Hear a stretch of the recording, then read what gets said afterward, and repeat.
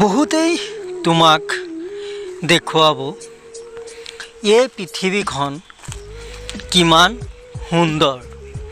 খুব কম সংখ্যকে তোমাক দেখুৱাব এই পৃথিৱীখনত তুমি কিমান সুন্দৰ। সকলোৱে বিচাৰে প্ৰতিজন লোকেই আগবাঢ়ি যোৱাটো, কিন্তু কোনেও মনে নিবিচাৰে নিজতকৈ অন্য কোনোবাই বেছি আগবাঢ়ি যোৱাটো।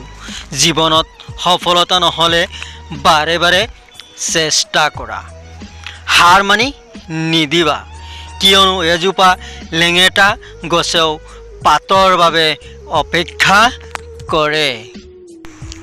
এই পৃথিৱীত মানুহে কৰিব নোৱাৰা একো নাই। কোনোবাই চেষ্টা নকৰে আৰু কোনোবাই চেষ্টা কৰে, আৰু যিয়ে চেষ্টা কৰে এদিন নহয় এদিন সফলতা অৰ্জন কৰে। আমি সদায়েই চেষ্টা কৰিব লাগে। বাগৰি গ'লেও আকৌ থিয় হোৱাৰ হেঁপাহ ৰাখিব লাগে। আপুনি আপোনাৰ ভুল সময়ত স্বীকাৰ নকৰিলে আপোনাৰ অজ্ঞাতে পুনৰ ভুল হ'বই। আপুনি আপোনাৰ ভুলৰ পৰা তেতিয়াহে শিকিব পাৰে যেতিয়া আপুনি আপোনাৰ ভুল স্বীকাৰ কৰে। আমি যদি বিচাৰোঁ তেন্তে আমাৰ আত্মবিশ্বাস আৰু কঠিন পৰিশ্ৰমেৰে আমাৰ ভাগ্য লিখিব পাৰোঁ।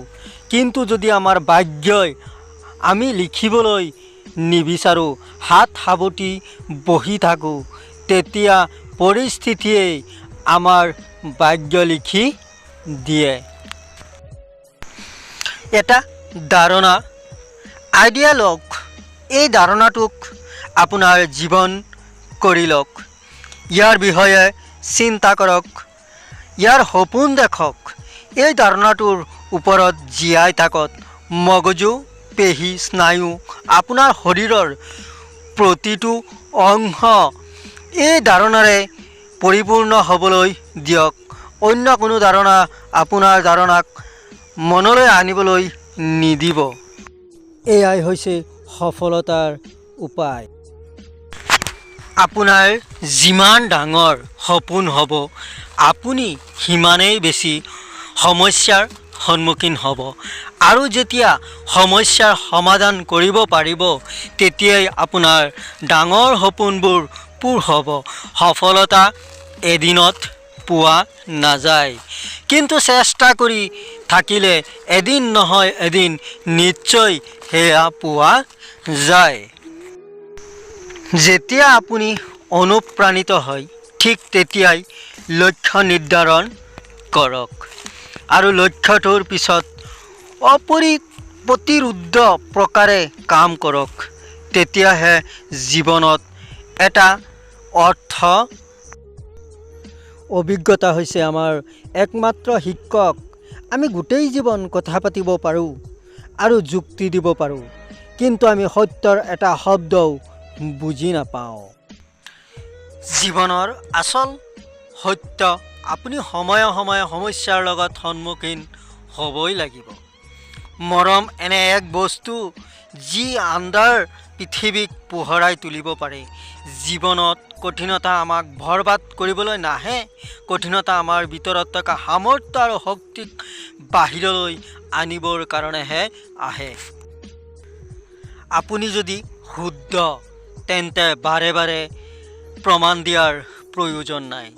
মনে মনে থাকক, সময়ে এদিন সকলোকে প্ৰমাণ দি দিব।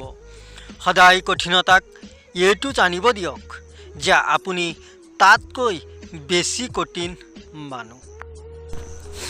আপুনি এইটো ক'ব নোৱাৰে যে আপোনাৰ সময় নাই, কাৰণ আপুনিও এদিনত 24 ঘণ্টা পায়, যিমান মহান আৰু সফল লোকসকলে পায়। সমস্যাৰ পৰা পলায়ন কৰা মানে আন এক নতুন সমস্যাৰ নিমন্ত্ৰণ জনোৱা। শান্ত সমুদ্ৰ কেতিয়াও সুদক্ষ নাবিকৰ জন্ম নহয়। আপোনাৰ সপোনক সদায় জীয়াই ৰাখক, অন্যথা আপোনাৰ সপোনৰ অগ্নিশলিতা নুমাই গ'লে আপুনি এদিন এক জীৱিত মৰাহলৈ পৰিৱৰ্তিত হ'ব। ডাঙৰ মানুহ তেওঁহে যিজনৰ ওচৰত বহা মানুহজনক সৰু অনুভৱ কৰিব।